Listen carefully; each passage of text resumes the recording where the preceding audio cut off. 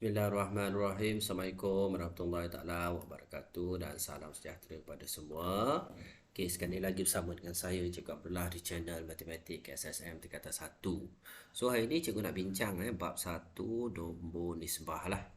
Okey, apakah yang anda pelajari? So dalam bab 1 pelajar akan belajar integer, okey, operasi aritmetik melibatkan integer, pecahan positif, pecahan negatif, perpuluhan positif, perpuluhan negatif dan nombor nisbah. Okey, so dalam video cikgu ni, cikgu akan bincang 8 contoh. Sebenarnya untuk bab 1, untuk makluman semua, bab 1 ni ada 16 contoh lah. So cikgu bahagi kepada 2 bahagian. Okey, kita pergi terus kepada contoh yang pertama. Okey, kereta A bergerak 40 meter ke kanan, manakala kereta B bergerak 50 meter ke kiri. Wakilkan pergerakan kereta A, kereta B dengan nombor positif dan nombor negatif. Okey, first kali pelajar pelajar kena tahulah. Okey, untuk koordinat So cikgu lakar graf koordinat macam ni lah. Okey, so kalau ke kanan ke kanan. Okey, maksudnya ke kanan macam ni lah. So nilai dia positif lah. So 1, 2, 3, 4 dan seterusnya Okey, kalau ke kiri. Ke kiri nilai dia negatif. Okey, so dekat sini negatif 1, negatif 2, negatif 3 dan seterusnya. Okey, kalau ke atas. So, kalau ke atas, macam ni, nilai dia positif lah. Maksudnya 1, 2, 3 dan seterusnya. Kalau ke bawah, nilai dia negatif. Negatif 1, negatif 2, negatif 3 kalau ke bawah lah. Okey, so sekarang ni kita tengok. Pergerakan kereta A, dia bergerak ke kanan. So, kereta A, dia bergerak ke kanan. So, dia bergerak ke kanan 40 meter. So, ke kanan positif 40. So, positif. Positif, just tulis lambang positif sajalah. Positif 40. So, kalau kereta B, dia bergerak ke kiri. So, B ke kiri. So, ke kiri kita tahu negatif. Negatif ke kiri berapa? 50 meter. So, ni lah kita wakilkan dia. So, settle contoh yang pertama Okey, seterusnya kita pergi kepada contoh yang kedua. Okey, sebelum tu pelajar boleh tengok dekat dalam buku teks tu apakah integer lah. So, aktiviti ni dilakukan di sekolah Okey, so kita tengok kat sini negatif 2. Kami ialah integer negatif. So, dekat sini dia kata integer negatif. So, negatif 2, negatif 3. So, kalau kosong pun ialah integer. So, kalau 4 dan 6. 4 dan 6 ni integer positif. So, kalau positif 7, positif 9 pun integer. So, dekat sini kita tengok. Kami bukan integer. So, pecahan 1/2 bukan integer. Negatif 3/4 bukan integer. So, nombor perpuluhan pun sama, bukan integer juga. Okey, so pecahan dan perpuluhan bukan integer Okey, kita pergi kepada contoh yang kedua. Tentukan sama ada setiap nombor berikut ialah integer atau bukan. So yang ni kita refer dekat atas tadilah. Yang bukan integer ni pecahan dan perpuluhan. So kita tengok dekat sini kita ambil integer dululah. Okey, so integer cikgu bulatkan warna merah. So integer, okey. Ni adalah integer. So, kalau perpuluhan, bukan integer. So, yang ni adalah integer. So, perpuluhan bukan, pecahan bukan. So, dekat sini integer, dekat sini integer. So, tentukanlah. Jadi, pelajar tulislah integer. So, kita list balik. 15, 23, negatif 76, kosong, 301, negatif 239. Okey, kalau bukan integer. So, bukan integer tadi kita dah bincang. So, nombor perpuluhan bukan integer. So, bukan integer yang ni lah. Perpuluhan, negatif 3.4. Lagi pecahan 1/2. Okey, lagi 0.88. Okey, lagi kita ada negatif 4/5. So, yang ni bukan integer. So, mudah mudah. Okey, kita pergi kepada contoh yang ketiga. Okey, contoh yang ketiga ni lengkapkan garis nombor dengan nombor yang berikut. Okey, ni sama macam contoh yang pertama tadi Contoh yang pertama tadi kan kita bincang. Kalau ke kanan positif. Okey, maksudnya kalau ke kiri negatif. So negatif 1, negatif 2, negatif 3. So kalau negatif ni hujung sekali mesti negatif paling besar. So kalau kat sini negatif 12. So hujung sekali paling besar sekali negatif 36. So cikgu tulis terus. So dekat sini negatif 30. Okey, sebenarnya ni perbezaan dia adalah 6 lah. 6 so negatif 12. So kat sini negatif 6. So kita tahu kan negatif 6, negatif 12, negatif 18, negatif 24, negatif 30. Ada macam tu. So kalau beza kat sini ni adalah kosong lah sebab beza dia adalah 6. Okey, so dekat sini nombor 6. So settle contoh yang ketiga. Mudah sangat-sangat. Okey, kita pergi kepada contoh yang keempat. Okey, banding dan susun. Okey, nombor yang ada dekat sini mengikut tertib menaik. Okey, apa maksud tertib menaik? Maksudnya nombor kecil kepada nombor besar lah. So kalau kat sini kita tengok kalau dia ke kiri macam ni dia yang ni kecil, yang ni besar. So kalau menaik kecil kepada besar, so mesti start dengan paling kecil sekali. Berapa? Negatif 5. Lepas tu negatif 3. Okay, negatif 5 settle, negatif 3. Lepas tu negatif 1. Okay, lepas tu kosong. Lepas tu 2. Lepas tu 4. Lepas tu 6. So kalau kita susun balik negatif 5, negatif 3, negatif 1, kosong, 2, 4, 6. So tertib menaik. Okey, kalau bandingkan yang kedua ni tertib menurun. So menurun mesti yang paling besar kepada yang paling kecil lah. So paling besar sekali kat sini mesti nilai positif. Okey, kalau cikgu susun balik macam ni So negatif 5, negatif 4, negatif 2, negatif 1, 2, 3, 5. So kalau dia nak menurun maksudnya daripada besar ke kecil. So kalau kita tulis balik, so yang ni tadi menaik, yang ni menurun So menurun mesti start dengan 5 lah. 5, 3, 2, negatif 1, negatif 2, negatif 4, negatif 5. Ni menurun. So yang atas ni menaik lah. Menaik.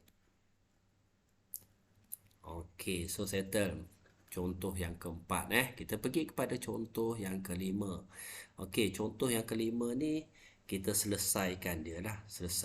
Okey, yang ni pelajar kena take note So kalau positif dengan positif.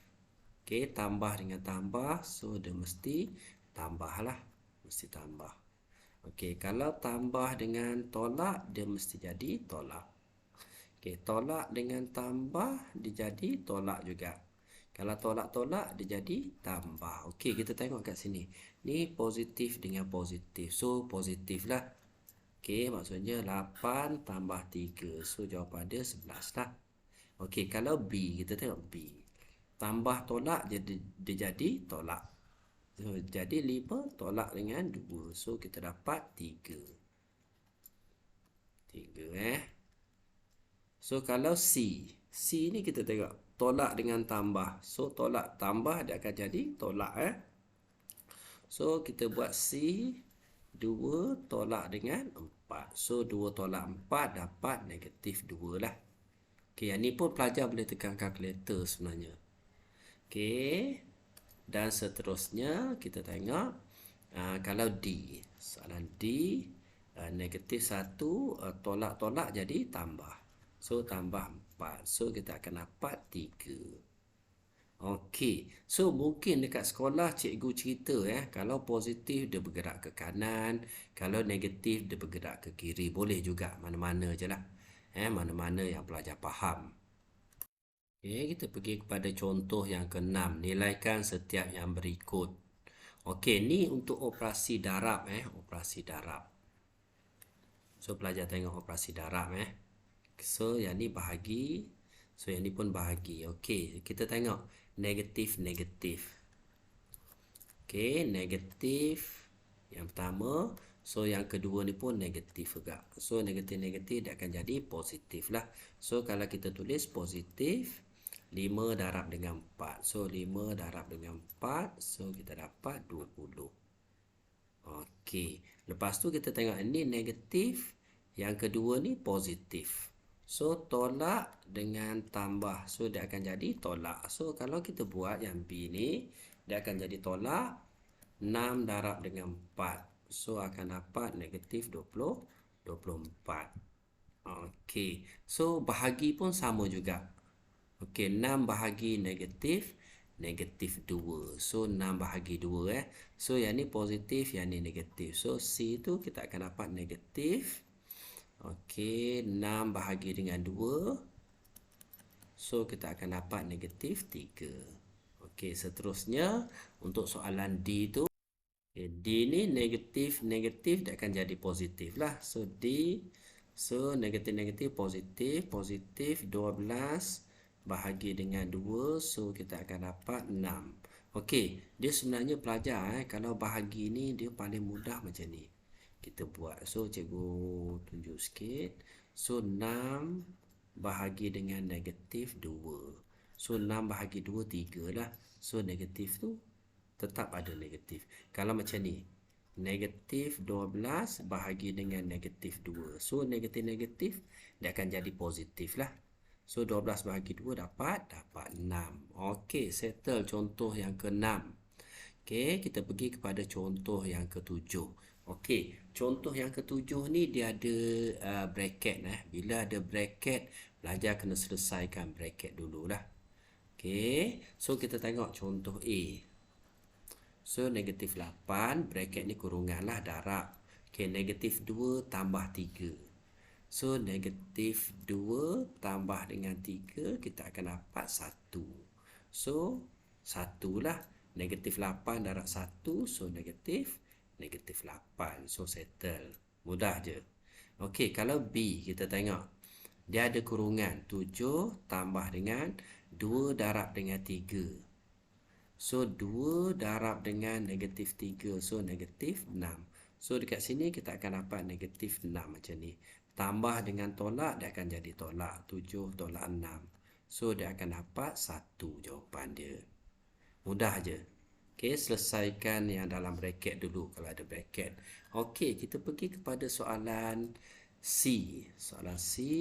So dekat sini kita ada bracket juga. Okey, lepas tu kita ada bahagi, kita ada tolak dan kita ada tambah Okey, pelajar kena tahulah untuk soalan C ni. Dia pelajar kena tahu kalau ada darab, darab dulu. Lepas tu bahagi.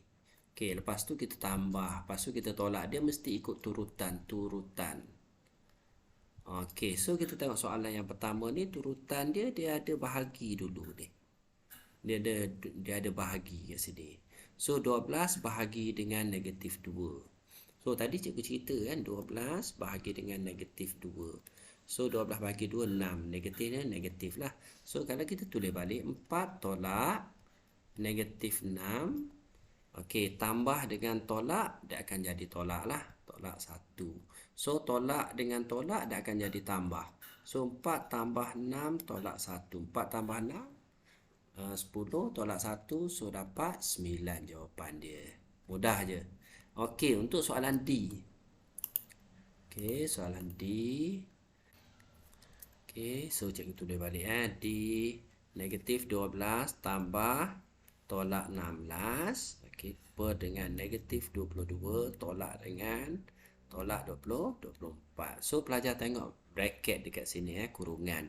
So tambah dengan tolak, so dia akan jadi tolak lah. Maksudnya negatif 12 tolak dengan 16. Okey. Bahagi dengan kat sini, tolak dengan tolak dia akan jadi tambah. So, negatif 22 tambah 24. So, dekat sini, negatif 12 dengan negatif 16. So, pelajar akan dapat negatif 28 bahagi dengan negatif 22 tambah dengan 24. So, pelajar akan dapat 2 lah. Okey, so negatif 28 bahagi dengan 2. So, kita akan dapat negatif 14. Negatif 14. Okey, so settle untuk soalan ni. Mudah. Pelajar boleh pause dulu lah. Boleh pause, pelajar boleh cuba dulu. Okay, seterusnya kita pergi kepada contoh 8. Okey, selesaikan setiap yang berikut dengan perkiraan efisien. So, macam mana nak kira dengan lebih efisien lah. Okey, yang ni kira seperti biasa je ni kalau tambah ni. So, kita tambah yang kecil dululah. Senang, 29 tambah dengan 32 tambah 2, 40. So, 29 tambah 40, so 69. Dia macam tu je efisien dia. Okey, seterusnya untuk soalan B tu kita tengok. Okey, so dekat sini kita tengok 2 darab dengan 24. So, kalau darab 2 dapat 48, darab dengan 5. So, apa? Susahlah untuk kita kira. So, kalau nak mudah, 2 darab dengan 5 dulu. So, 10. Okey, darab dengan 24. 10 darab 24. So, 240. So, settle macam tu. Okey, untuk soalan C. Kenapa C ni pendek ni? C. Okey, untuk contoh 8 tu. So, kita rujuk kepada buku teks ni. Okey, hasil daripada aktiviti penerokaan. So, A tambah B sama dengan B tambah dengan A lah. Okey, ataupun A darab B sama dengan B darab A. Okey, penambahan dan penerapan dikatakan mematuhi hukum kalis tukar tertib. Okey, so untuk yang kedua, A tambah B tambah dengan C. Sama je dengan A tambah B tambah C. Okey, darab pun sama juga. A darab B darab C sama dengan A darab B darab dengan C lah. Okey, ni hukum kalis sekutuan. Okey, yang ketiga kita ada hukum kalis agihan. So, kalis agihan ni A darab dengan B tambah C. Boleh juga A darab B tambah dengan A darab dengan C. Boleh Okey, so kalau kita tengok contoh 8 ni, kita tengok contoh 8 ni. Okey, macam mana 7 darab dengan 3040. Sebenarnya kita boleh guna je perkiraan kaedah biasa. Okey, cuma dekat sini dia nak kita guna hukum kalis agihan. Mana hukum kalis agihan? So, kalis agihan macam ni lah. Okey, so sebenarnya perkiraan tanpa menggunakan kalkulator. So, dia buat 7 darab dengan 3040. So, kita tengok 3040 ni datang daripada mana? 3000 tambah dengan 40. So, seterusnya dia tengok 40 ni datang daripada mana? Kita boleh buat. So, 7 darab dengan 3000. Okey. Tambah dengan 40 ni 7 darab dengan 40. Kenapa 7 darab 40 ni? Okey, tambah dengan 7 darab dengan 40. Okey, sebenarnya dia guna hukum kalis agih ni. Pelajar kena tahulah. A darab dengan B. Okey, B tambah dengan C dalam kurungan. Ataupun A darab dengan B, A darab dengan C lah. Okey, sama je. Yang bawah tu pun sama. So, dekat sini kita tengok macam mana 7 darab dengan 40. Okey, sebab dia ambil A. Dia sebenarnya ni, kalau cikgu tukar kalau cikgu tukar dekat atas, tengok sikit yang atas tu. A darab B tambah C. A. Okey, darab dengan B tambah dengan C. Maksudnya A darab B. Okey, tambah dengan A darab dengan C. So, A tu adalah 7. So, kalau kita masuk nilai dekat sini 7 darab 40 Kita ambil yang ni lah. So, selesaikan dia.